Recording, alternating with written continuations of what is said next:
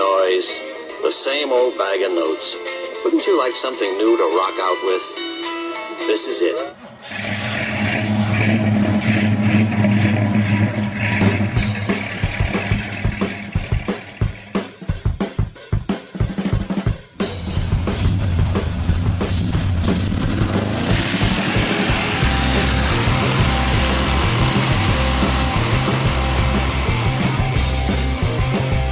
See your Oldsmobile dealer.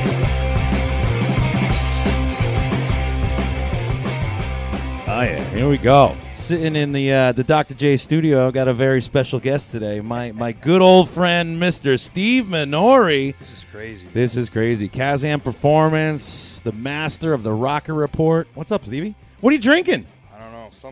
Something your wife concocted. I Something? love it. Yeah. Well, something with blueberry, something with 442. we're going to call that the 442 Teeny. Yeah, something like that. I dig that. I'm in. So tell the folks why we're here today. Just kind of wanted to tell what I've been doing for a little bit of time here, and wanted to get it out to all you guys and just kind of let you know kind of how I started. Yeah? What I'm doing now. Well, I got a bunch of questions about how you started. Man, so you're gonna kill me the first shot. Oh, yeah. See, the pilot episode right here, we're going to call this Rocket Radio, and we're always going to start back at the beginning. I've known Stevie now for almost 20 years because of my brother-in-law, and all these guys got me into racing, got me into cars, and I never knew Steve's last name for probably the first 5 years that I knew him. I knew him Long as time. Mobile Steve. Yeah. What's Mobile Steve? My dad had a garage in North Haven, Connecticut. It was a mobile station. So I got the nickname Mobile Steve. And a good friend of mine, John McLeod, worked across the street at the Exxon station. So he was called Exxon John. And Exxon John McLeod, had a 69 442 that he let me drive often.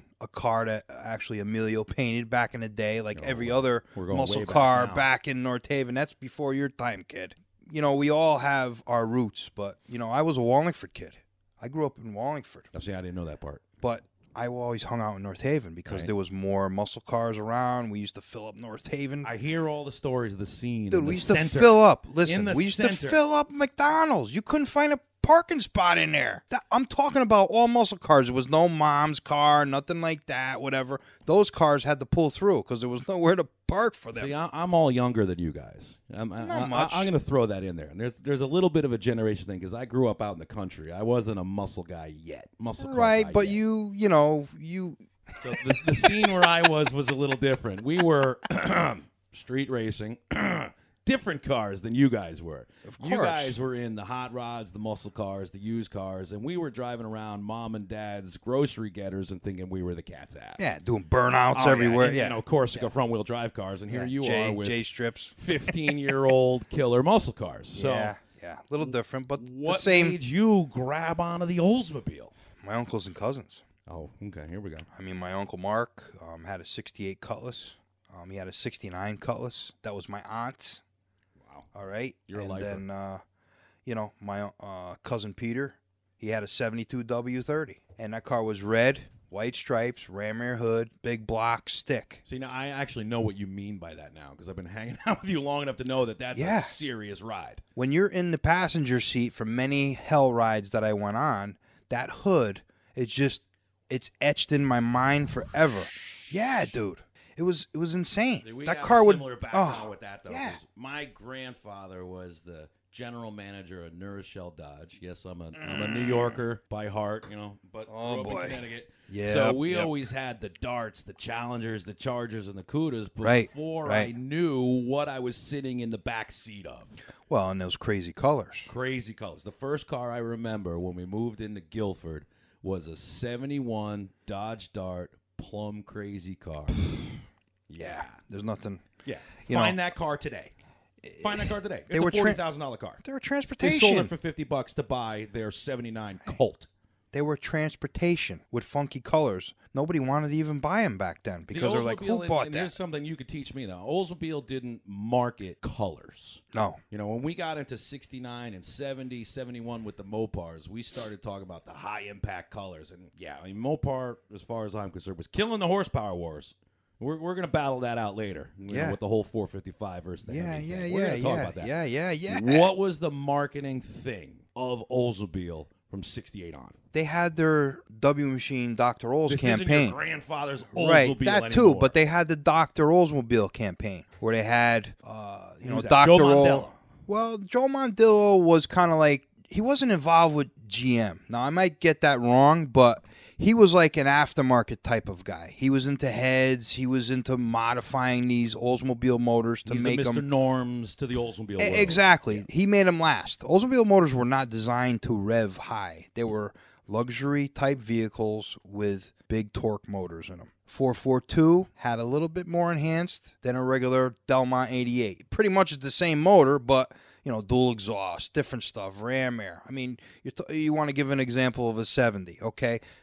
365 horse. We're probably getting a little bit of the carriage before the horse here. Sure. Oh, yeah. Okay, so you're talking 455, 1970, a stock 442, 365 horse. Now that's the real number, or that's the number given to the Yeah, that's the insurance number company? I'm going to talk about. Okay. So the W30 was advertised at 370. Little Okay, boost, little 5 horsepower? Really? I don't buy that. Really? I don't buy that. No. No way. It was a different camshaft, different heads, aluminum intake, specially calibrated carburetor, different distributor, mandatory ram air. The ram air was supposed to be 10 to 15 horsepower after 90 miles an hour. Okay. Okay. And who was doing that? Where did that number come from? I don't know. I read it somewhere years ago, and that was the number. 10 to 15 horsepower after. So you've been in them when they were semi-new and when they were used cars, when you and your buddies are beating them Yeah, up. I mean, we're talking driving around. I was in high school, 80 to 85. You can figure out how old I am. We won't talk about okay, so I'm not bashful about my age. But they were transportation, plentiful around. I remember looking at so many cutlasses and things like that. I didn't have the money to buy a 442. I was into the cutlasses. Right. 70 to 72 cutlass. I had a 68 cutlass. I had a 69 cutlass. It was all the first week was headers and dual exhaust, The whole whether it thing had it with or the- not. The day two. Yeah, The day day two. But I never changed the rear. It was always a 278 rear, a 308 rear. It was always a one-legger rear. Never had posi, nothing. So as a fast car, it really wasn't. If it was a 2-barrel, I would convert it to a 4-barrel. And then a week later, I have a rod bearing noise. Now you're putting all this stuff in with a stock oiling system, over 5,500, you're done. The oiling system's no good after that. 5,000 to 5,500, you're done. Rod bearing 8, 7, 6, 7, 8. I used to take the motor on the stand, not even on the stand, I'm sorry, in the car, pull the pan off, pull number 8 out. I already had a 1 underbearing in stock. I used to super glue it in there so it wouldn't spin. All right, and it will last another week. You did what you did. For me to start talking about our tech talk, because everyone out there listening, if you want to know your Oldsmobile, you want to know what you have in the garage, you want to know what you're seeing on TV, you want to know what you invest in, little stories like that, over the next couple weeks, trust me, we're going to get into more and more and more. They pop into Steve's head, and that's going to bring us to something that me, DrJay, wants to start up called Steve's Tech Talk. Oh, boy. Yeah, Now Tech you're Talk. really going to put me on the spot. Now I got to make sure I answer with the correct answers. Some of the things that I want to know, and a lot of your listeners that are going to tune into this for the first time, and hopefully every week or every other week after we do this, is not everyone's going to know what you're talking about. There's going to be new people. True, and New that's what I people want. coming into it that just love the look of Oldsmobiles, or they've been going to car shows 10 years. Now they got some disposable income, and they want Sure. to get into it. I know your specialty. You're that 68 to 72 guy, the W machine guy. What is a W machine? It's an option. That's all it is. Just It's an option. It's an option. It's the high horsepower engine on a 442. That's W30. What made it high horsepower? They did a different camshaft, higher compression ratio, Bigger lift. better flowing heads. That's it. Yeah. Nothing crazy. Nothing nuts. I mean, But red why wheel is wells. that package becoming the one that everyone is starting to just glom onto now? Is that all Horsepower. that's left? It's just horsepower. Everybody That's it. wants the most horsepower Olds, and that was 70 Because W30. I'm going to bounce back and forth. Between, Yeah, 'cause yeah. I am a Mopar guy Yeah. through and through. Yep. I'm an A-body guy. That's darts, Demon Dusters, darts. The smaller Sports, styles, things, the right. smaller And I don't know the Mopar That's what I'm body here for. styles. But what I'm going to compare is the last 10 years, Barrett Jackson has put the E-bodies, the Cudas, the Challengers through the roof. Next was the B-bodies, the Hemi Right. Chargers, Right. the Cornets, the Super Bs. The wing cars had their day. What's left in the Mopar world? The Darts, Demons, and Dusters, the 344 speed cars. Right. So where I'm going with that is the W machine package that's in these Oldsmobile, is that the next thing in the Oldsmobile world? The Oldsmobile W30s are not ever going to be up as much as everything else. I mean, some people think that. Some people say that. I see it out there, right? The small block cars. That's the it. W31s. The one that everyone took apart now are the ones that are desirable because there's no originality left. You know, the W31s were the small block W30. It was an option you could only get on a Cutlass. It was a little 325 horse, 4-barrel engine. You know, the stock 350 and a regular Cutlass 4-door, whatever you wanted to buy. It was 310 horse. That motor ran real good. No, that's the Ramrod, the 350. Or Ramrod, they only used that term in 68. That was it. the first W31 made in 68. They were Small all manual. They were all manual transmission. They were all small block. Is it an Oldsmobile block or is it a GM or a Chevy? No. No. It's an Oldsmobile block. Right. Bleep. There's no bleeps here. It's all right. Steve said shit. It's okay. It's all right. It's a true Oldsmobile engine. It is. In an Oldsmobile world, yes. The camshafts are the same all the way through. Small block, big block camshafts, even the lifters. Now we're talking 68 to 72. Now we're not talking about the early 400s, which had a different lifter board diameter, things like that. We're talking strictly 68 to 72. 350 through 455. Same oil pan, same timing chain, same camshaft, lifters, timing cover, water pump, valve covers. The heads are different. They will interchange, right? But the deal is, like, you can picture yourself putting a set of big block heads on a small block. That makes no sense to me. It's like, okay, I'm going to tell you exactly how it is. If you put a set of big block heads on a small block with the same compression ratio, it's either like blowing through a garden hose where you can actually move the air, or walking up to a sewer pipe that's this big and going... That's the difference between a big block head and a small block head on a small block. Emilio actually had a motor like that my uncle built. It was a small block holes, big block heads, dual quad intake manifold. We used to call it the popcorn machine because it had a big Kenny Bell hydraulic roller camshaft in it. Big, just like, you know, the duration, compression. Emilio said when he drove that car, like 3,500 RPMs, it felt like he got hit by a freaking freight train behind him. It just opened up because now it's utilizing all this air. That's what you have. Now, was that a thing or was that something you guys stumbled on? Some people tried it, but again, this was an automatic.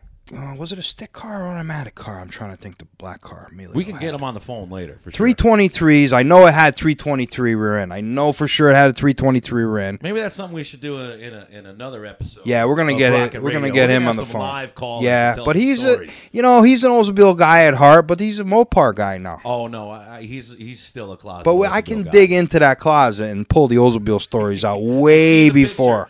Trust me. One of the first times I met him and saw the car, which became legend. Which car did you see of his? Is it. When I came into this family, the first car that I saw was a primered Duster. Now, anyone that knows one of Steve's best friends and now my brother-in-law, Emilio Giano, that Duster became legend. Winner, pinks all out. Yeah. Just one of the most beautiful built cars you'll ever see in your life. Absolutely. The first time I went in that garage, I just see a Duster that's edged out in a Was it edged out in blue? And it was still in That's primer. when you saw it? That's when I saw it. He was shaking it down then, baby. The first thing that I saw was a picture of the black Oldsmobile. Yep, with gold stripes. Either Raging Knights license plate or something like that. Yeah, it was a Connecticut. The Connecticut Cruisers something, or something. Yeah.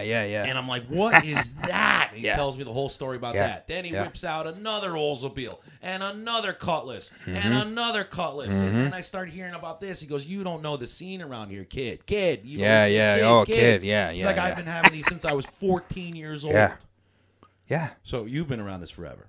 Yeah. Forever. Well, I came, there wasn't a lot of Oldsmobile guys in Wallingford. That's why I came to North Haven to hang out. So Plus, your photo library of this stuff has to go back. Like, you have film and negatives, not to mention just the digital stuff. And that's got to be, your reference library is just crazy. I was fortunate enough early on in my Oldsmobile enthusiasm to kind of take pictures like a geek. You know what I mean? Take a lot of pictures in Barroso shows. Islet used to have shows in Wallingford. Sure. I knew every Oldsmobile that was there. I went to the drags only to see Oldsmobiles. I was infatuated with Oldsmobiles. Anything to do with Oldsmobiles. Anything. I wanted it. Through all those pictures, when did you start figuring out that these W machines were just special. Like just talking to some, I'm not going to call them old timers because we're those guys now.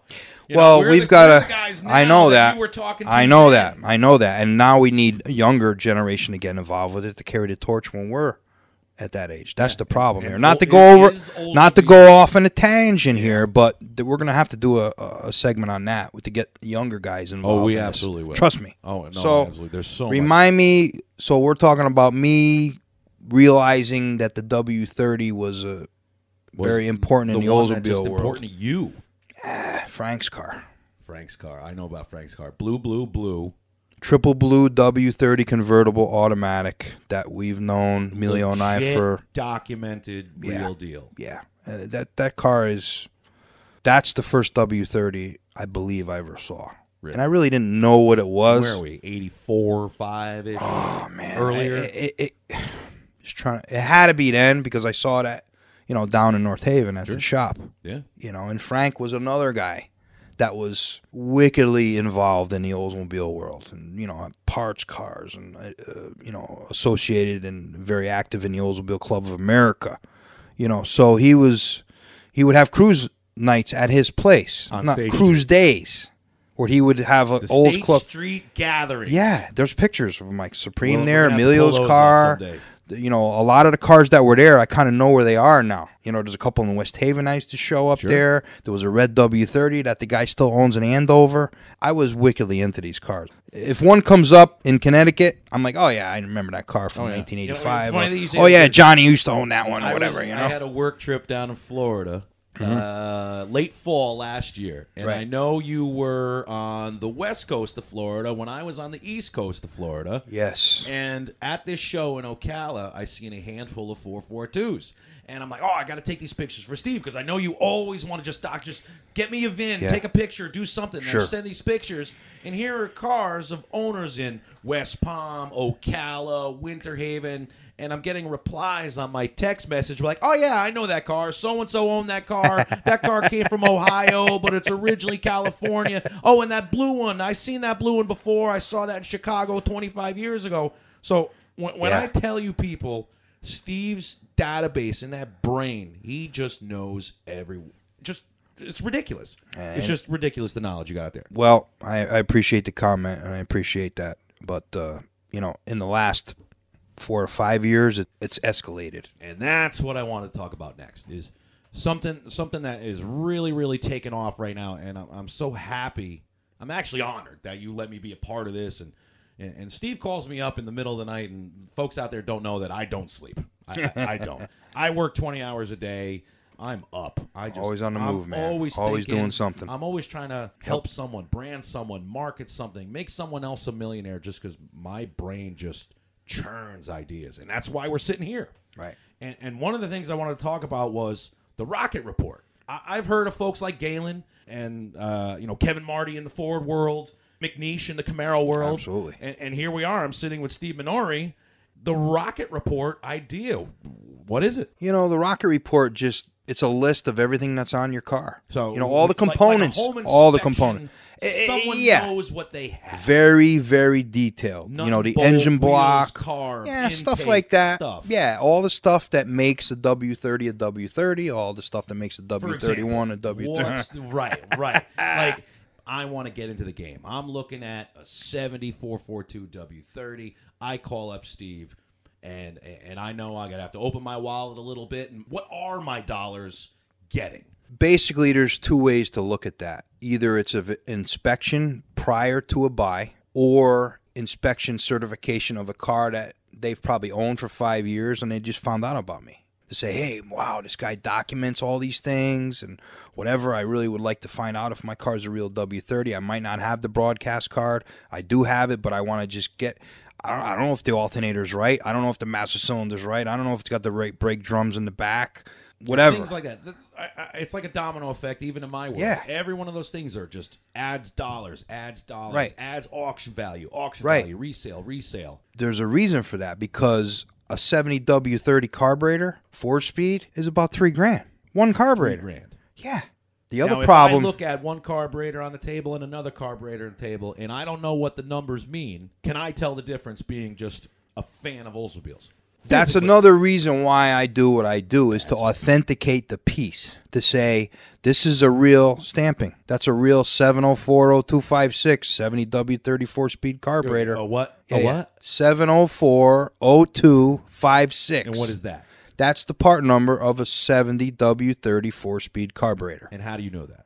Because I just know it. That's okay. I'm good with that. I'm good with that. So now, one thing I was reading, going back to the magazine reads that you've been in, and I read something. There was a great piece in Hemmings Muscle News, and then there was another one in Muscle Car Review. There was mention of, and I never heard of this, was the Julian date codes. So who came up? Is that GM? Is that Olds only?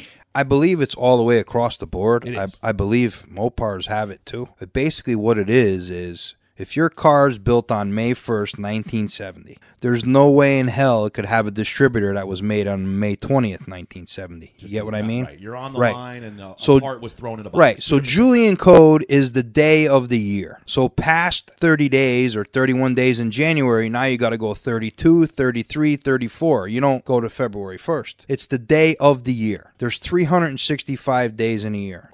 A car that was built in May should have stuff 2 to 3 months before the build date. 70W30s, they only have a certain amount of Julian codes on those specific distributors. And I probably have every one in my database.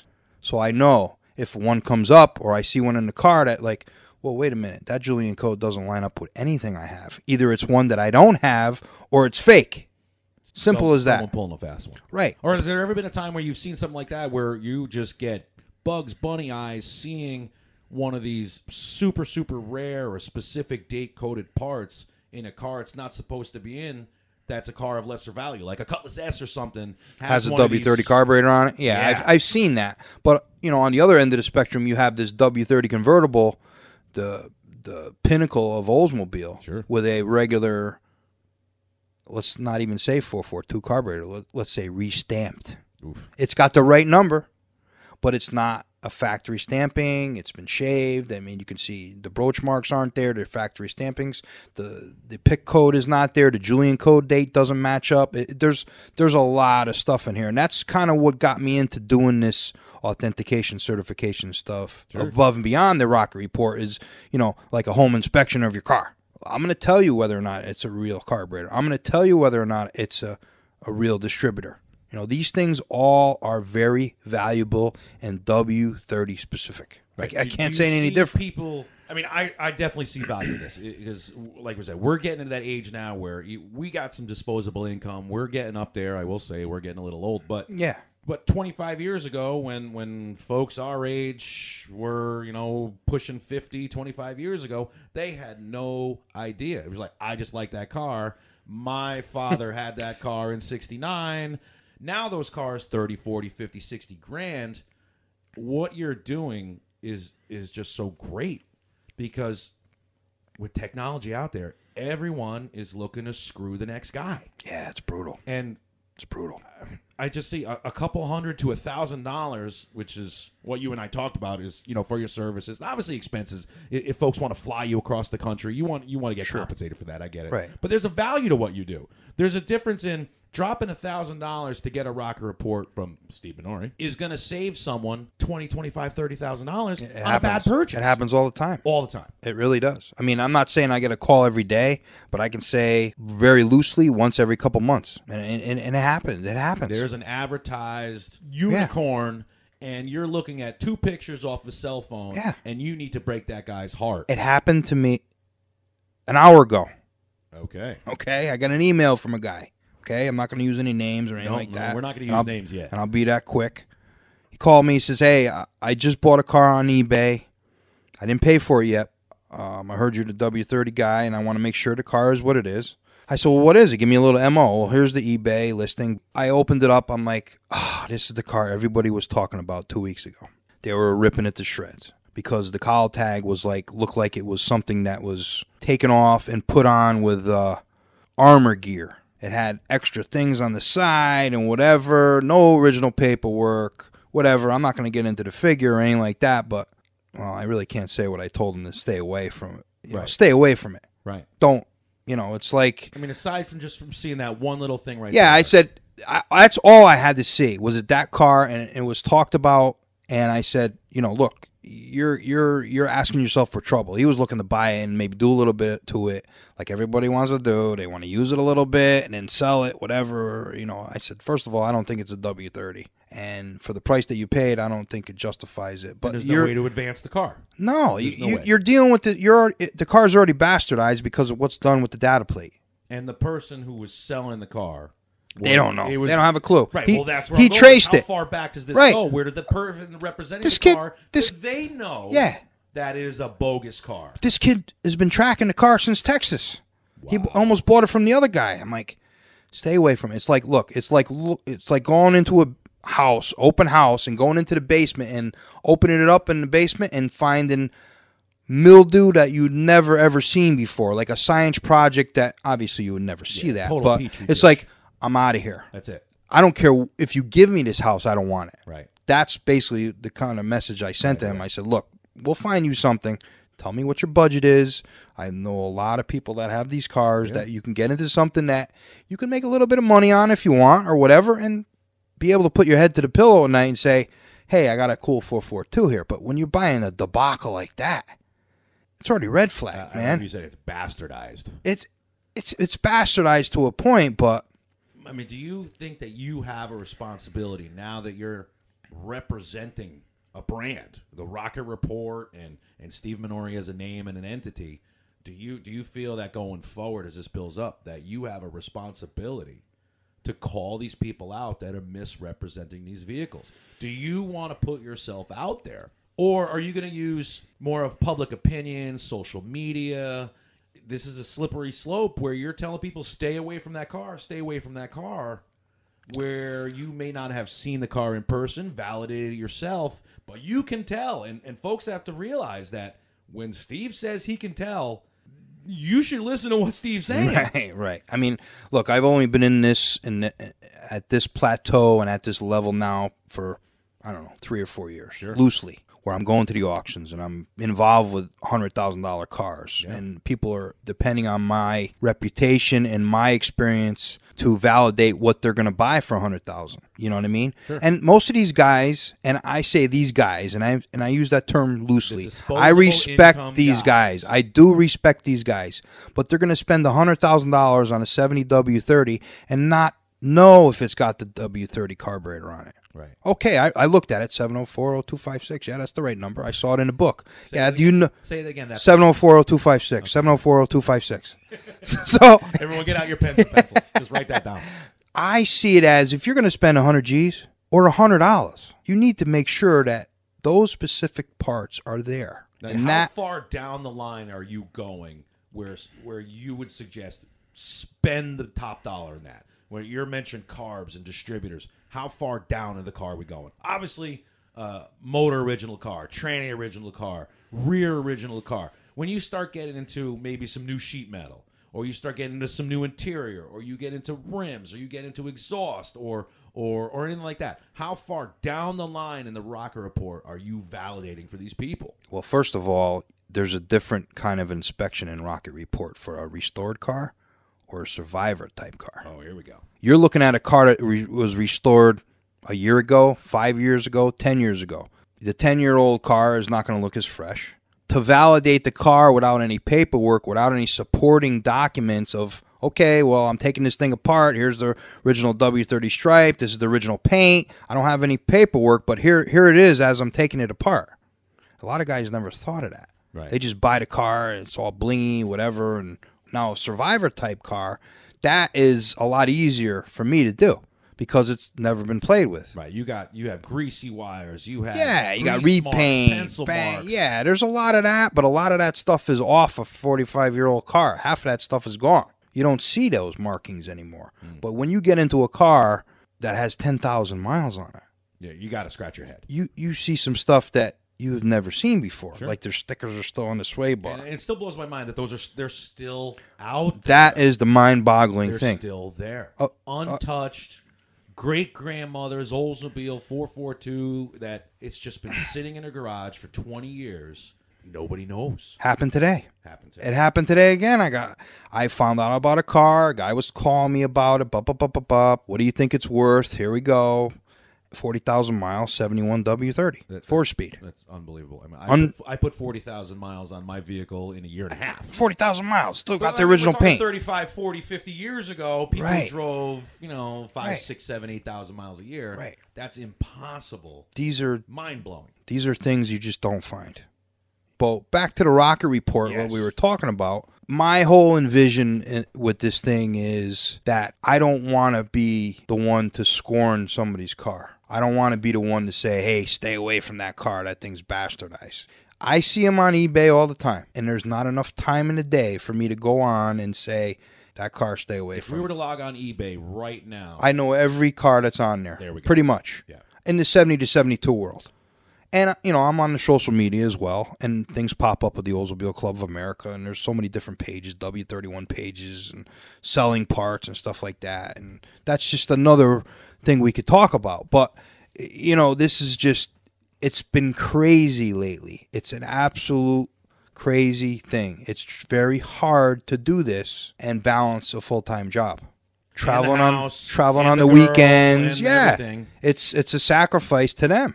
My devotion to the Oldsmobile community, and I'm going to leave it with this, is that when I was a young teenager doing parts, 18, 19 years old, going to these Oldsmobile Nationals, guys that were 40, 50 years old, like I am now, were burnt out. This is the last Nationals. I own so many of these cars, I just want to get out. And that is just gone away. Their knowledge is like gone.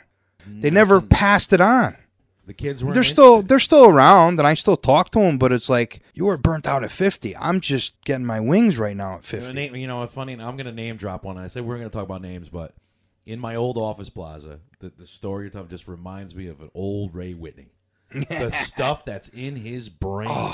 You'll never get it out. You're never going to get it out. There's not enough time. There's not enough time. No. And that's information that's lost. So if it wasn't for folks like you just documenting and just, like you said, being a total dork, just taking pictures because you thought it was cool. Just because I had the passion for Oldsmobiles back at an early age. And trust me, I wasn't taking pictures of the carburetors and things like that. I was taking whatever. If it was an Oldsmobile, I was all over it. I don't care if it was a 1974 Omega or it was a Starfire or it was a 62 whatever.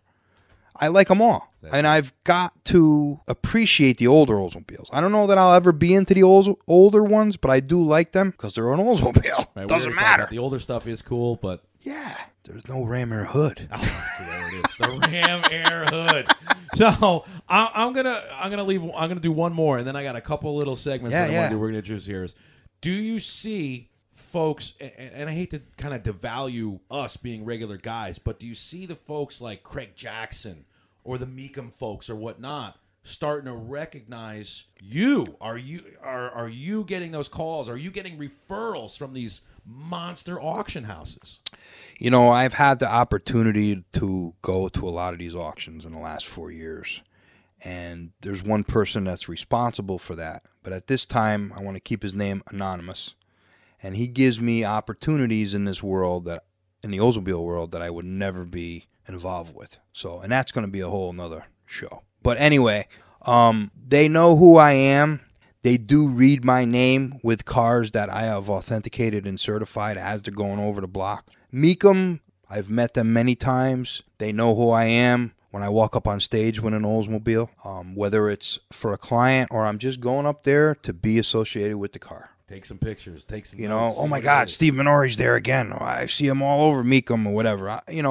I reached out to Frank early on and just kind of introduced myself to him. I physically talked to him on the phone. I said, this is what I am. This is what I do. I try to get to many of your events. These are the cars that I've been involved with that you guys have sold. A list of 14 or 15 cars. These are 3 or 4 or 5, 10 of these. It's going to help them too. I mean, help them. Right. And they don't know me. Get those bids up too. They don't know who I am. Right. They don't know who I am. 2, 3, 4 years ago, they didn't have a clue who I was. Right. Do they know me a little better? Yeah, they know me a little bit better. But they're waiting for my name to pop up all over the place. It's coming. I think it is coming. I'm gonna say it. It's coming. I hope so. See, Steve's a little bit humble, but I'm not. I've always been humble. He's been super. You people don't realize he's super humble. This I'm gonna is- say it. Get ready because the wave's coming, and Yeah, I wish you all the luck, and I hope you take me Thank along you. for the Thank ride you. and do whatever I can to help you on behind the scenes. But I appreciate you giving me this opportunity to kind of tell my story and kind of roll it out in Our this pilot new episode of technology Rocket thing. Radio, We're right? in technology, baby. yeah, technology's easy for me. Don't worry. about it. Jeez, Oh. make it look too easy. It is easy. All right. So this comes kind of the end of the Rocket Radio premiere episode. And my wife, Joy, the creative consigliere of this marriage, she's just brilliant at marketing and branding. And All putting right, all words right, together. And all right. She came up with this thing and says, why don't you do a rapid fire section with Steve? And we're going to call this section the Burnout Box. Unreal. That's kid. right. Well, you know, love it. I have a little drag racing background, and that's kind of how you and I came together. Of course. way back. Again, I just Yeah. knew this guy, Mobile Steve, and I'm up at Lebanon Valley, and you were racing the gold car, and I have that.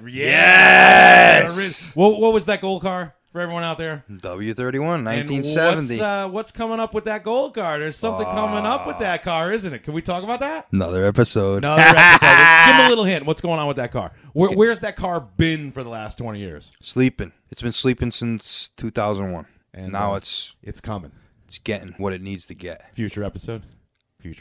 Hell Back yeah. to the burnout. Let's go. box. Let's Okay. go. So this is what it's gonna be. I'm gonna say something. I'm gonna drop a name, a place, a face, a person, place, thing, a story, and I want you to give me the first thing that comes to mind. First thing. Could be long, could be short. Shorter the better. It's all good. Okay. And we ran through this before. I'm not gonna lie. And I said funny technology is easy, and I kind of screwed up. But I'm gonna throw Steve for a loop, and I'm not gonna say the same ones. Ah, you bastard. I know, but the other ones were good. But It's I'll all throw right, this it's one all at right, you. it's all right. And Warren Johnson, Best pro stock driver ever. pro stock, Pro driver? stock, pro stock. stock, That's- pro stock, drag racer, Oldsmobile, tells you like it is, doesn't hold back. You're right. If Graham He Light and is- Ray listened to him, pro stock would He be is- filling the stands now. He is the absolute professor, man. I will Trust say, me. We kind of have a cool thing there with the Dodge Boys. Yeah. Legendary burnout. The burn down of what was that? The 83 Yep. burn down, I think Yep. it was. Someone's going to correct me on that because I know it wasn't 83. Yeah, I forget what year that was, but the staging duel, God, yeah. and I'm Warren really, was ripping up Jeffrey on the kid. I miss him drag racing, man. Oh yeah, I tell you right now. Another one we lost early. We lost Jeffrey on early, and, Yep. and Warren retired Just too early. Yeah, I don't know what happened. I need to The talk Burnout with him. Box, I wanted to keep this short. And, Yeah, I'm the one I got to talking talk longer. with him. We'll talk with that. Get back at the maybe track. We'll see if we can get Kurt or the professor on Rocket Radio in the future. Can you imagine? You know, I I have couldn't the gift even of gab. imagine. I have the gift of gab. We got to go to Georgia and see him. We're going to work on that. All wanna right, so see- the next one, and I'm going to leave this one in because this is really important, is another name, Kevin Tennyson. You know, Kevin was one of my best car enthusiast friends of all time. I had the opportunity to do some Oldsmobile stuff with him early on. He was an Olds enthusiast like myself, but he branched out into some other things. The bottom line is we lost him way too early, and I hope he's looking down on me and giving me the support that I need now to really spread my wings with His this local Oldsmobile television stuff. show that he Oh had. yeah, we were great. Cruising. What's Yeah, it called? Cruising Magazine, man. Magazine, legendary in town here, and That's right. we may have to. You may have to carry that torch. We always talked about that. Walt was the producer for us down there, Walt and Man. Walt Man. Television. I did mention that to him, and I think, we've got to do something in Kevin's memory coming up. Oldsmobile stuff. We're still carrying the tradition of the center. North Haven Center, the killer God. car shows. Put Yep. on by the Doo-Wop Cruisers now. Yep, That would be a great place to maybe to Yep. keep that one going. yep. That was our last show we did. That's Couple years back. back. Wow. Yeah, Rest in yeah. peace, my friend. Yeah. Good egg, man. I miss you. Keep the riding around. Oldsmobiles running up there, brother. That's it. And that Suzuki, that motorcycle. we Ah, used to ride around at 3 baby. o'clock in the morning. I'll Katana. never forget it. Oh, we love With the it. Kirker exhaust, no right. baffle. Oh, I'm going to keep this one in here because. All right. Yeah, and this is kind of weird because. This may not go the way that everyone thinks it's going to go, but who knows? Steve surprised me once in a while. Yeah. You're 17 years old, which puts us at about 85. 84, 85? Yeah. Now everyone knows the truth, all right? Yeah, that's when I graduated high school. All right, we're getting into that. So you're 17 years old. Yep. You got $3,000 in your pocket. And now we're talking about all these muscle cars back then. They're used cars. They're beaters. They're nothing.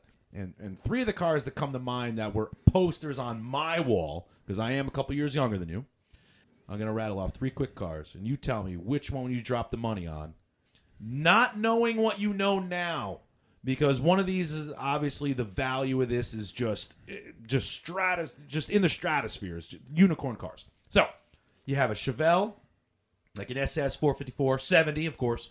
How about a 70 Hemi Cuda 4-speed? Yeah, exactly. We're not even going to talk about the convertible in 71. Yeah. So we got a 70 Chevelle Super Sport 44, Yep. a Hemi Cuda with 4-speed, and how about a W30 packaged 442?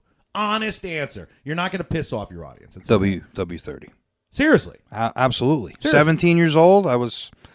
We talked about it earlier. You were already entrenched. I mean, this goes that deep. Yeah, 85, I think Barbaro's W30 was out in North Haven, and that was probably the second W30 What was I ever his? seen.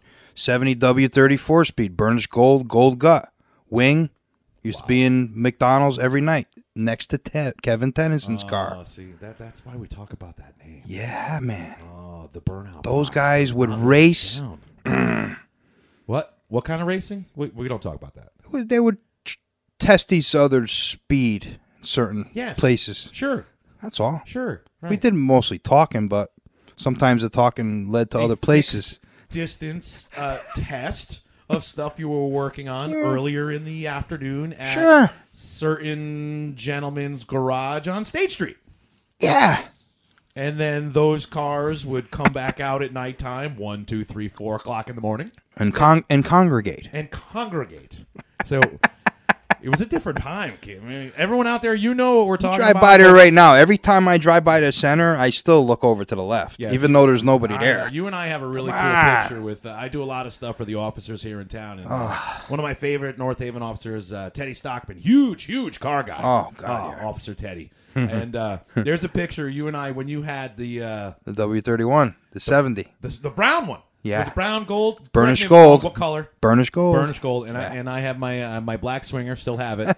And we staged a street race with Officer Teddy looking like the flag man. Yeah. And then later on, he has a bunch of vintage police cruisers. He pulled us both over, and my cell phone was just blowing up. Like, are you all right? You got pulled over? I'm like, dude, that car is from 1977. Yeah, it's a vintage police car. Yeah, what was it? Like a 79? What was that? Aspen? NYPD. Oh, that car. Yeah. Or a Polara. Yeah. It's crazy. So, yeah, my phone blew up from that. We put that on Facebook, and everyone thought that we got arrested that day. But all right, so I'm going to go one more. All right. I'm ready. Favorite band of all time? Van Halen. Oh, see, you and I got a high five on that one. Come on. Greatest band of all time. Of course. Greatest guitarist of all time. Greatest frontman of all time. Not best singer. Greatest frontman of all time. Diamond Dave.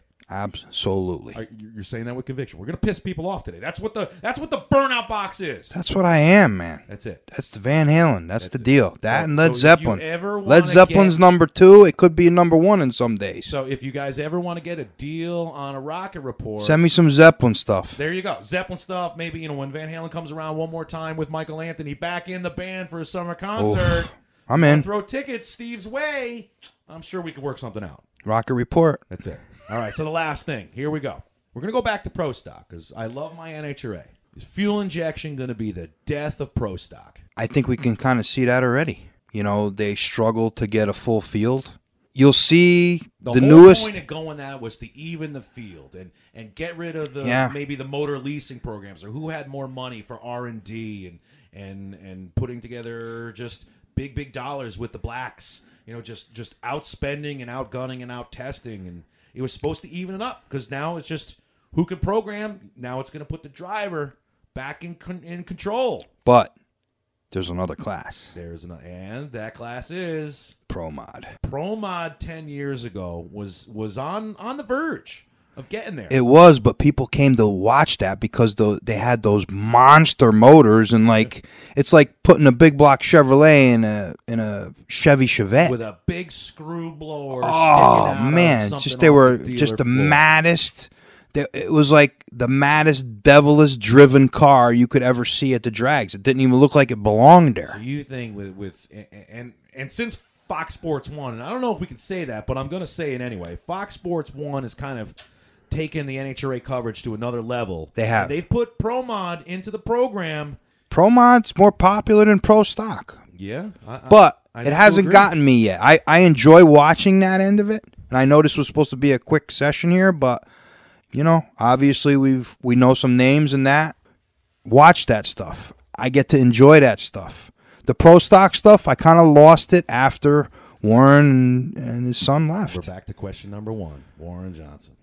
You know, and to be totally honest with you, I've become really good, close friends with Jason Line, you know, because of the Muscle Car Nationals in Chicago, Corvette and Muscle Car Nationals, which we'll get into that later on. We're going to talk about that. We're going to talk about down the road, our but new friend Courtney Hansen and Christy Lee, that we've had just the privilege of meeting them at some of these big events. Right, but we can go back to one of your other questions that we didn't talk about. Now, see, you got a trend here going, and you want to leave with this? You want to end with this? We can't end with this one. Okay. We got to go one more after this. So you ask me that again. All right. So go ahead and ask me that again. The way that I set this up when we were sipping on our coffee and your 442 Teeny, right before we got in this giant cup of coffee, was last burnout box question: blonde, redhead, or brunette? Blonde. Blonde. Why?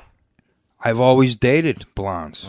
Are you going to? My current fiance is blonde. True. Yeah. My ex-wife was blonde. Yeah. I have a tendency to grow and drive you have the tendency towards to grow blondes. When you talk about blondes, but I'm sorry. Sorry, we're going to keep this PG-13, folks. Sorry about that. I'm drawn to blondes. What can I tell you? My good friend Linda Vaughn is blonde. Yes, I am friends, folks. Yeah. That's not just name dropping. Yep. Linda and I get to hang out once a year. Pennsylvania every July, Beaver Spring Nostalgia Nationals, and the York US 30 legendary Pennsylvania drag strip, York US 30 Muscle Car Reunion. And do you remember when you invited me to go to that? Yeah. And the reason why I wanted to go with you so bad? Of course, to meet Linda. Sure. But the most important reason was, and I hate to even say that, was to meet my good friend that I've also met, Grumpy Jenkins, man. I wanted to meet him so rest bad. in peace. Yeah. I mean, he was just way ahead of his time.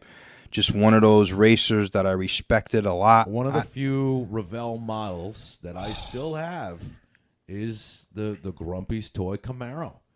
I don't know why I've kept that one. He's just a genius. Big respect for that guy. Genius. Big respect. Folks that I've had the privilege of meeting, and another great car creator, aside obviously from my brother-in-law. We're going to talk about Emilio plenty of times with his hand in this world is just ridiculous. Is my good friend Desiree and Tom Christoph. Yes. Christoph's Customs down in Pennsylvania. This is not a plug. Tom's just good, folks. He check his stuff out online. He just put together a one of none Hearst El Camino. Jeez, yes, I had no idea. Someone came up with a crazy idea, and he put it together, and it's insane. So check out Tom's stuff. We're gonna see if we can get him on the Rocket Radio show here down in the future. But that's it. Burnout Box. This was great, man. Rocket Radio is in the tank. Yeah, this was great. Yeah, so don't forget, folks.